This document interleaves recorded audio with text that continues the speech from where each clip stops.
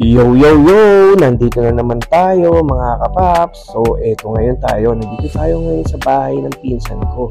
Australia, nanonood lang ako ng vlog ko. So, ayun, ang ganda-ganda nga dito. Ang laki-laki. So, ayan, wala akong magawa kaya nanonood lang ako. Browse-browse lang kung ano mapapanood at chill-chill lang. Chill day lang ang peg. So, ayun na nga. Tapos pumunta kami dito sa isang city dito sa Australia. Kasi nga, ayun, may bumili kami ng pagkain at dito, lakad-lakad kami. Ayan, ang ganda nga, ang liwanag. So, ayan, ang sarap maglakad-lakad kasi alam niyo ba, dahil ang lamig-lamig pa yung mga time na yan. So, ayan, ina-explore pa namin kung ano ba ang meron dito sa Australia. Tapos, ayan, punta na nga kami sa bahay, pauwi na kami at nagda-drive niyan. Hindi nga ako nagda-drive niyan. At alam niyo ba kung sino nagda-drive niyan? At syempre, nagda-drive niyan yung boyfriend ng pinsan ko. Ayan. So, ayan, dito lang. Ito nga pala yung sasakyan ng pinsan ko. At alam nyo ba, kaya kung anong ginagawa ko dito, kasi pala ito ay automatic. Pag sinabi mong Mercedes, it's give me sounds. So, tutunog na siya. Tapos, ayun na nga, ginabi na nga kami. So, ayan, ganito pa nga itsura ng gabi. So, tapos ngayon, ayun, nag-check-in nga pala kami sa penthouse. Ayan, dahil dinala kami dyan yung pinsan ko tsaka ni Pascal para ma-experience daw namin kahit kinabukasan, pabalik na kami ng Pilipinas. So, ayan na nga. So, ayan, pumasok na kami, papunta na nga kami dito sa penthouse. At alam nyo ba, at first time ko nga pala dito, maka-experience ng ganito. Thank you, Pascal, and my cousin, Hasmin. Thank you. Ayan, at saka alam nyo ba, ganito pala ang penthouse. Merong gate. Ngayon lang ako nakakita ng ganito na may gate sa loob ng hotel. Ayan, sobrang social, di ba? So, ayan nga pala mga view sa labas. So, ayan, muni-muni lang ako. So, ayan, gabi na nga pala. Tapos, alam nyo ba? Ayan, ito na yung loob ng penthouse. Tapos, alam nyo ba, ang babasahin nyo, Louis Vuitton lang naman. O, di ba? So, ayan. Tapos, ito, chinik ko nga itong mga to. May mga alak. Kinumpera ko kung ano man yung mga pagkakaiba dito sa Dubai, sa hotel sa Atlantis. Alam nyo ba, espresso. Ngayon lang ako nakakita sa hotel na mismo na may espresso na ikaw na yung magtitimpla. So, ayan, usually sa mga hotel, baga, yung parang pakpak lang. So, ayun na nga, ito nga pala yung mall. Kadikit lang siya ng, yung hotel, kadikit lang siya. So, connecting na siya dito sa mall. Alam mo yung parang Dubai Mall na the address. Pero ito, ayan, dami nga rin pala magaganda mga bibilin dito. Parang Dubai Mall Fashion Avenue. Kaya ayan, ate ko palakad-lakad, naghahanap ng bibilin. So ayan, ganda rin siya. Sarap-sarap din maglakad dito. Kaya nga lang, di ko kasama si Miney.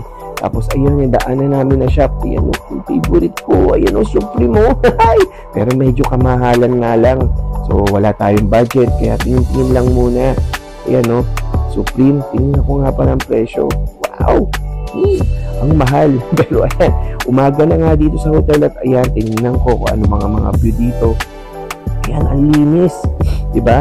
Parang ang sarap, nakaka-relax at saka ang sarap lumabas, maglakad-lakad dyan sa labas. So ayan, tapos pumunta na naman kami ng mall. Ayan, umaga nga pala yan. Pagkatapos namin mag-breakfast. So ayan, tinuntahan namin yung mga Lux na mga store. Ayun o, ayan nga pala, ayan ang pinsan ko, si Pascal. Ayan, so pinapasyal kami kasi last day na namin yan. At ayun na nga, pabalik na nga kami ng bahay. Dahil kinabukasan, pa-flight na namin papuntang Manila. Tapos ayan na nga, inatid na kami sa airport ni Pascal. Anong oras na yan? So ayan, kinukunan ko. Walang sasakyan, parang asarap dito, bumiret. Pero hindi pwede, masyadong mahigpit sa Australia nga pala. Hindi ka pwede mag-overspeeding. Tapos, ayan na nga, sumakay na kami ng aeroplano. Ayan na, ayan yung ate ko. Ayan o. Ay, nako, ayan. Numaga na nga kami. Ayan, kuha-kuha lang. Nagigising nga lang namin yan. Ayun o. Yung ate ko, enjoy na enjoy. Excited na nga pala siya na makita na yung anak niya dahil namimiss na daw niya. So, ayan. Kita nyo ba yan? O, yun o. O, buti na lang yung aeroplano, yung Philippine Airlines, meron monitor. At least, hindi nakakainip. Makapanood na lang ng isang movie, dalawang movie, tapos konting tulog. Tapos, ayun, para pagising mo, nandun ka na sa Manila. So, ayan ako, excited na nga rin ako. Kasi Ayan na nga, nakarating na nga ako sa Manila at kasama ko na yung mga utol ko. Ayan, nandito nga pala kami sa Mega Mall. Ayun, ano ba yan, utol? Ano ba yung sinaping mo? Sa akin na pala yan, initan ng tubig. Salamat, tol, Ray. Yun, kasi nga, sabi ko sa kanya na kailangan ko ng pang-init na tubig para hindi na ako palaging Starbucks para tipid. Tapos ayun na nga, ito sa labas ng condo namin. Ayan, alam nyo ba kung saan to? Papunta nga pala ako ng Mega Mall. Ayan, nilalakad nga lang pala yan. Papuntang Mega Mall, siguro 5 minutes walk lang. So, ayan, dito nga pala sa Pilipinas, ang hirap tumawid. Kumbaga, tansyahan lang. Pero sa ibang bansa, pag yung pedestrian, kailangan titigil sa sakyan. Dito, tuloy-tuloy lang sila. So, bahala ka na kung mabundol ka. So, pagalingan na nga lang tumawid. So, ayan na nga. So, ayan, lakad-lakad lang ako. Umaga yan. Pagkagising ko, papunta akong Mega Mall. Ay, nako. So, ayan, lakad-lakad lang. Lakad ng lakad. So, ayun, na-miss ko talaga dito sa Pilipinas. Alam niyo ba kung saan to? Diyan nga pala to sa Shaw Boulevard. Malapit lang siya sa Shangri-La. Tsaka sa Mega Mall. Papunta nga pala ako ng crossing. Naghahanap nga ako ng bangko dyan.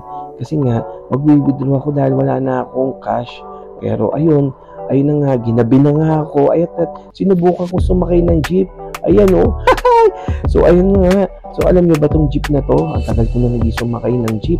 Hindi ko na nga alam kung magkano pa ang pamasahe dito. Yung pala, 13 pesos ang regular. Tapos ayan, binisita nga pala namin dito yung thrifted. Ayun, goods and goods ba to? Ayan, ang ganda ng shop niya. Puro thrift lang yan. Pero wow, ang lulupit ng mga item. Ayun nga pala, kasama ko yung si Kicker. Tapos ito, bumalik na ako sa condo. At ito nga pala yung condo namin ni Miney. So ayan, walang gamit siya. Kasi nga, actually, tinirang ko lang siya. Pero semi-furnished lang. O sa mga gusto nga pala mag-staycation na 6 months to 1 year. Ayan, may pool. PM lang po. So ayan yung pool niya, ang ganda ng view, diba? Yan yung view namin sa hotel. Kaya kung sino gusto man mo umupa at mag-rent sa amin, PM na lang dito. Tapos ayan, pumunta nga ako ng Makati ng gabi. Tapos ayan, dahil may release nga pala ng Kaos, kaya bumili ako. So ayan, ito yung Glorieta nga pala. Grabe, dati dito palakad-lakad lang ako. Tapos ayan na nga, pabalik na ako.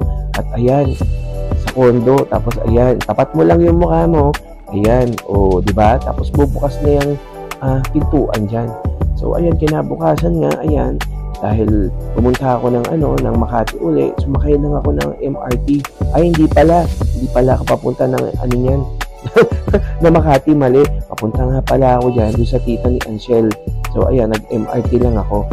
Tapos, ayun na nga, tapos, inika ko sila utol, at saka, ayan, si Kicker, ayan, tapos, nag-chill-chill lang kami sa Starbucks.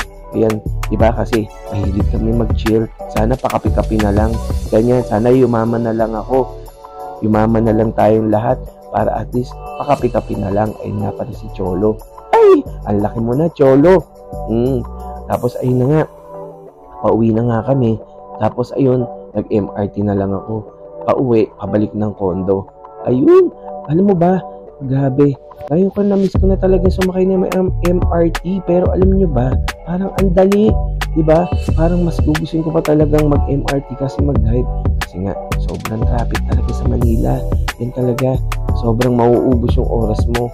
So, mas maganda pa talaga mag-MRT. At saka, in fairness ang lamig ng MRT.